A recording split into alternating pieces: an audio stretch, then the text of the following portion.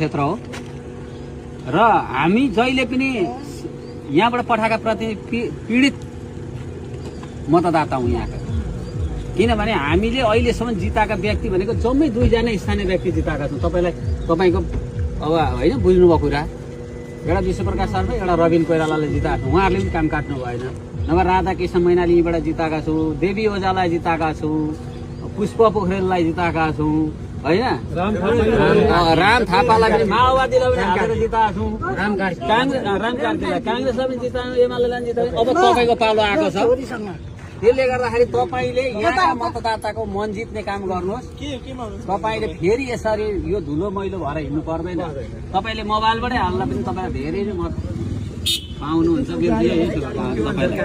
र हामी पार्टी प्रवेश नगरेर सोचेका छौँ, देखेका छौँ होइन। तपाईँलाई धेरै धेरै धन्यवाद र सहयोग पनि हाम्रोबाट भएको छ। यही